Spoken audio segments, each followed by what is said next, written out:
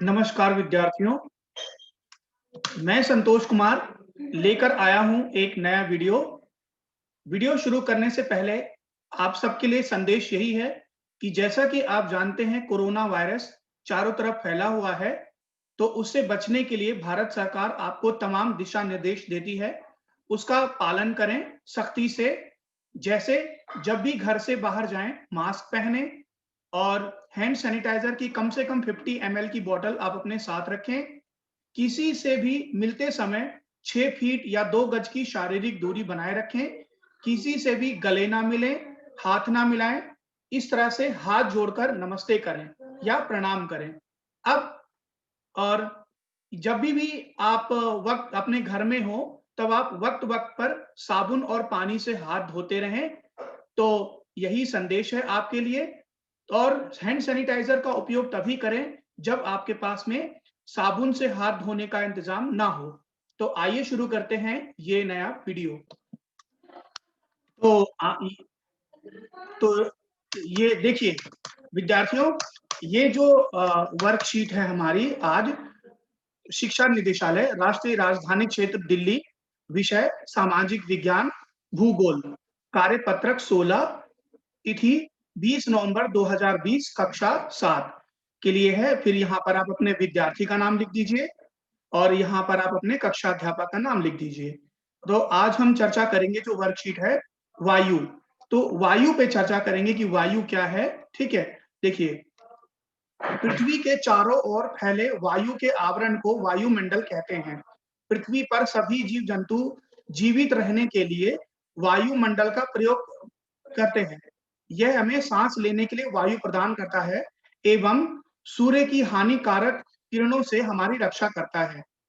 यदि वायुमंडल ना हो तो हम दिन के समय सूर्य की अत्यधिक गर्म किरणों से जल सकते हैं एवं रात के समय ठंड से जम सकते हैं। वायुमंडल, इसका मतलब यह है बच्चों कि वायुमंडल पृथ्वी पर रहने के लिए तापमान बनाए रखता है, मतलब उचित तापमान बनाए रखता है। देखिए, आप सबसे पहले ये देखना पड़ेगा कि देखिए वायुमंडल क्या है। वायुमंडल मतलब ये होता है कि देखिए आप जानते ही हैं कि हमारे चारों ओर आसपास क्या है, हवा है। इसी का इसका जो आवरण, आवरण मतलब क्या होता है, जिस चीज से हम किसी को ढकते हैं, है ना। तो देखिए पृथ्वी चारों ओर से वायु से ढकी हुई है ना। तो इसको हम क्या कहते हैं, वायुमंडल कहते हैं। इसमें ये अब तो जानते ही हैं कि आप भी हम भी जितने भी जानवर हैं, पशु पक्षी हैं, पेड़ पौधे हैं, वो जीने के लिए क्या करते हैं, सांस लेते हैं, है ना। और वायुमंडल का काम क्या है, वो हमारी इसके यही नहीं बच्चों, वायुमंडल हमें जो धूप आती है, सूर्य की जो किरणें आती हैं, बहुत गरम गरम किरणें आती हैं, उससे हमारी रक्षा करता है। उसको हम क्या कहते हैं, अल्ट्रा वायलेट किरणें। तो जो अल्ट्रा वायलेट किरणें होती हैं उससे हमारी रक्षा कौन करता है, वायुमंडल, है ना। उसके अलावा ये अगर देखिए वायुमंडल ना हो तो क्या होगा, वायुमंडल ना हो तो एक तो हम जो सूर्य की दिन में जो झुलसाने वाली किरणें हैं उससे हम जल जाएंगे, और रात में जो शीतल प्रकाश होता है, रात में जो ठंड पड़ती है उससे हम जम सकते हैं, है ना। तो ये वायुमंडल का काम ये है कि इसका मतलब ये है बच्चों कि वायुमंडल क्या करता है, पृथ्वी पर जीवित रहने के लिए जो तापमान जरूरी है वो बनाए रखता है ना। तो इसको ये देखिए, ये हमारे हमारे लिए ये वायुमंडल का महत्व है। अब देखिए आगे क्या है आपकी वर्कशीट में। ठीक है, जिस वायु का उपयोग हम सांस लेने के लिए करते हैं, वास्तव में वह अनेक गैसों का मिश्रण होती है। अब देखिए, आप मतलब देखिए, अभी जानते हैं कि देखिए वायुमंडल में सिर्फ जो हवा होती है, सिर्फ एक गैस की तो होती नहीं, सिर्फ ऑक्सीजन या कार्बन डाइऑक्साइड की तो होती नहीं। इसमें कई गैसें मिली होती हैं। अब देखते हैं कौन कौन सी गैस कितनी कितनी मात्रा में मिली होती है।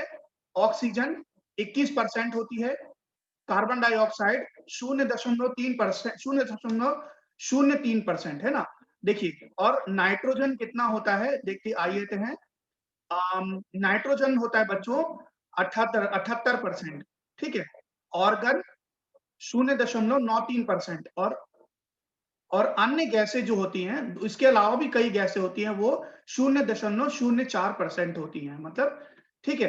तो अब ये देखिए इतनी सारी गैसों से मिलकर के, यही नहीं सिर्फ carbon dioxide, argon, nitrogen, hydrogen, इन ये सिर्फ यही गैसें नहीं, ऑक्सीजन, इसके अलावा भी जैसे हाइड्रोजन होती है, हीलियम होती है, कार्बन, वो मोनोऑक्साइड, बहुत तमाम तमाम तरह की गैसें होती हैं।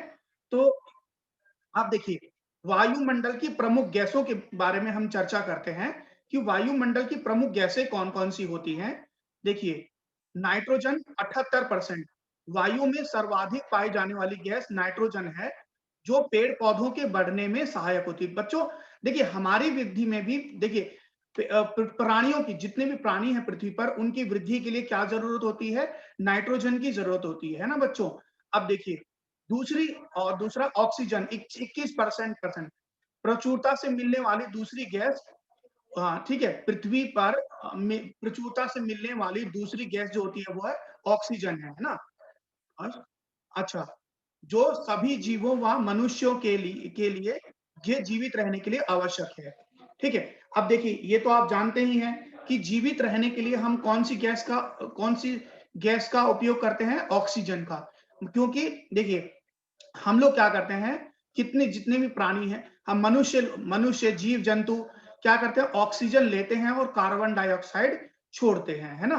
अब देखिए, कार्बन डाइऑक्साइड, मनुष्य व जीव-जंतु ऑक्सीजन लेते हैं और कार्बन डाइऑक्साइड छोड़ते हैं, ठीक है? आप तो ये अब जानते ही हैं। उसके अलावा इसके विपरीत पेड़-पौधे कार्बन डाइऑक्साइड लेते हैं और ऑक्सीजन छोड़ते हैं। इस तरह वायुमंडल में कार का संतुलन बना रहता है।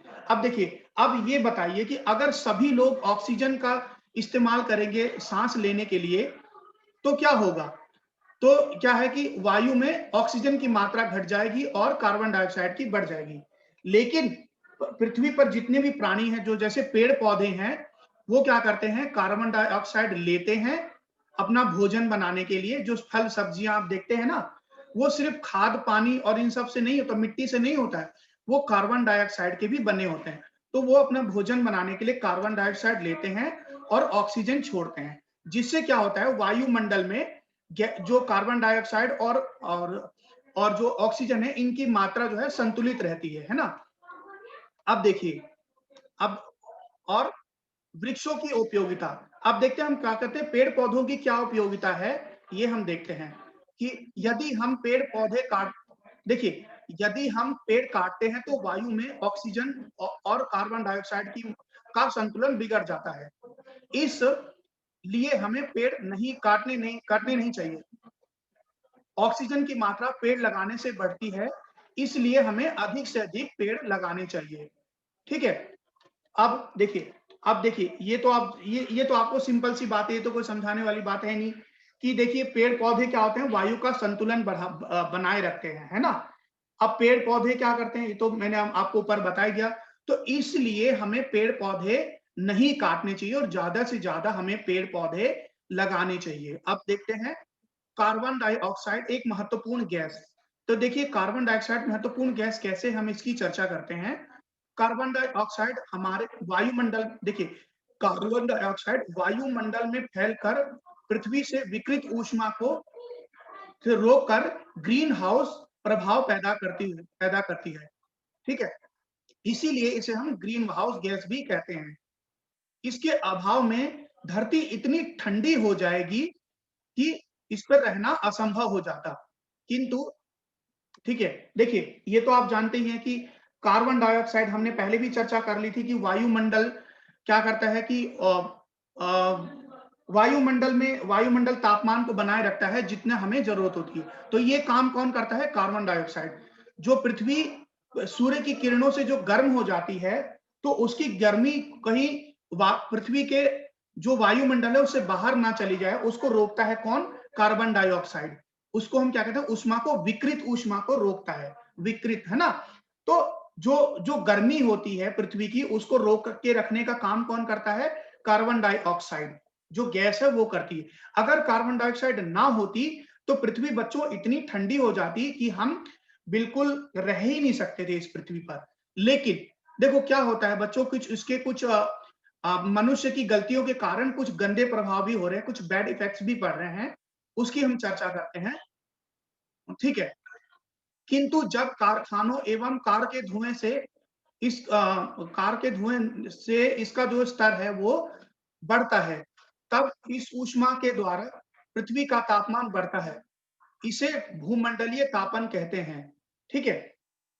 अच्छा, लेकिन क्या होता है बच्चों, कारखानों से निकलने वाला धुआं, फैक्ट्रियों से निकलने वाला धुआं, है ना? कारों से निकलने वाला धुआं, उससे क्या होता है बच्चों, इसकी गर्मी को भी तो कार्बन डाइऑक्साइड रोक लेता है ना? और इससे कार्बन डाइऑक्साइड उत्पन्न भी होती है। तो इसके कारण क्या होता है, पृथ्वी का तापमान और ज्यादा बढ़ता जाता है। जितनी हमें जरूरत नहीं होती है पृथ्वी का तापमान, उससे कहीं ज्यादा बढ़ने लगता है। तो इसको हम क्या कहते हैं, ग्रीन हाउस इफेक्ट कहते हैं बच्चों, है ना? इसके कारण क्या होता है, जो पृथ्वी का तापमान बढ़ता जाता है ना? अब देखते हैं, अब देखिए, तापमान में इस वृद्धि के कारण पृथ्वी के सबसे ठंडे प्रदेशों की बर्फ जो है पिघलने लगती है, जिसके परिणाम स्वरूप समुद्र के जल स्तर में बढ़ोतरी होती है, जिससे तटीय क्षेत्रों में बाढ़ आ जाती है।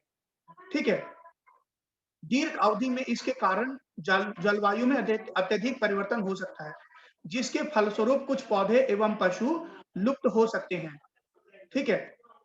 आप देखिए, अब देखिए, आप जानते ही हैं कि देखिए जो ग्रीन हाउस गैस है, जो कार्बन डाइऑक्साइड है, उसके पृथ्वी के तापमान बढ़ने से क्या हो रहा है? पृथ्वी के तापमान बढ़ने से ग्रीन हाउस गैस बढ़ रही है और पृथ्वी की गर्मी बढ़ रही है, जिससे जो जिन बर्फों से जो ठंडे प्रदेश हैं, ध्रुवीय प्रदेश हैं, नॉर्थ पोल और साउथ पोल, है ना? जो ध्रुवीय प्रदेश हैं, उससे क्या होता है, दक्षिणी ध्रुव और उत्तरी ध्रुव, उसके जो बर्फ जो है वो पिघलती जा रही है। जिन हिमानियों से लेकर के जो नदियां हैं वो निकलती हैं, वो बर्फ भी, ग्लेशियर्स जो है वो पिघलते जा रहे हैं। इससे क्या होगा, पानी, वो इससे क्या होगा, देखिए, नदियों का पानी बढ़ेगा, नदियों के पानी बढ़ने से बाढ़ आएगी, और जब नदियों का पानी बढ़ेगा तो वो कहाँ जाएगा, समुद्र में जाएगा। फिर समुद्र तट, जो जो समुद्र के किनारे और नदी के किनारे रहने वाले लोग हैं, वो उनसे क्या होगा, वो उनको ज्यादा से ज्यादा बाढ़ का सामना करना पड़ेगा। इसके परिणाम स्वरूप क्या होता है, जो कुछ जीव जंतु, इसका रिजल्ट क्या होगा, जो कुछ पौधे हैं, कुछ जीव जंतु हैं, वो लुप्त हो जाएंगे, मतलब वो खत्म हो जाएंगे, जो हमारे पर्यावरण के लिए बहुत जरूरी है। अब हम इसके प्रश्न उत्तर करते हैं बच्चों। ठीक है? देखिए प्रश्न, हाँ, प्रश्न 1, वायुमंडल क्या है? तो बच्चों, वायुमंडल क्या है इसकी चर्चा करते हैं। पृथ्वी के चारों ओर फैली वायु के आवरण को हम वायुमंडल कहते हैं। ठीक है? प्रश्न 2, पृथ्वी पर तापमान की वृद्धि के क्या कारण है? तो कारखानों एवं कार के धुएं से निकलने वाले, देखिए देखिए, कारखानों एवं कारों से निकलने वाले धुएं से कार्बन डाइऑक्साइड का स्तर बढ़ता है, तब इस ऊष्मा के द्वारा पृथ्वी का तापमान बढ़ता है। तो ठीक है, तो इसी को हम क्या कहते हैं, भूमंडलीय तापन कहते हैं। ठीक है? अच्छा, रिक्त स्थानों की पूर्ति कीजिए। ठीक है? संकेत, कार्बन डाइऑक्साइड, भूमंडलीय तापन और ऑक्सीजन, इन्हीं शब्दों से हमें खाली स्थानों की पूर्ति करनी है। ठीक, पेड़ पौधे डैश गैस छोड़ते हैं, तो बताइए बच्चों क्या होगा उसका आंसर। ठीक है? देखिए, और दूसरा, डैश गैस ग्रीन हाउस प्रभाव पैदा करती है। 3, पृथ्वी के वायुमंडल के तापमान में पृथ्वी के वायुमंडल में तापमान की वृद्धि को डैश कहते हैं। तो अब एक एक करके उसका उत्तर जानते हैं। पेड़ पौधे ऑक्सीजन गैस छोड़ते हैं। ठीक है? तो अच्छा, और कार्बन डाइऑक्साइड, कार्बन डाइऑक्साइड जो है ग्रीन हाउस इफेक्ट पैदा करती है ना? आप देखिए, तो 3, पृथ्वी के वायुमंडल में पृथ्वी के वायुमंडल के तापमान में वृद्धि को क्या कहते हैं बच्चों, भूमंडलीय तापन कहते हैं। ठीक है? अब प्रश्न 4, मिलान कीजिए। वायुमंडल में गैसों की मात्रा का मिलान करना है। तो प्रश्न क्या है, देखिए, गैस, एक तरफ गैस लिखा हुआ है, एक तरफ मात्रा लिखी हुई है। नाइट्रोजन का 0.04%, ठीक है? ऑक्सीजन का 0.03%, और कार्बन डाइऑक्साइड का 78%, और ऑर्गन 21%, और अन्य गैसें 0.03%। अब देखिए, सही मिलान क्या है बच्चों, मैं आपको बता देता हूं। यहाँ पर एक मैंने टेबल बना के किया है, ठीक है, गैस और मात्रा। गैस पहले कॉलम में कौन सी गैस है, दूसरे कॉलम में उसकी मात्रा कितनी है वो देखते हैं। नाइट्रोजन है बच्चों 78%, ठीक है, और ऑक्सीजन है 21%, कार्बन डाइऑक्साइड 0.03% है, ऑर्गन 0.3%, ठीक है।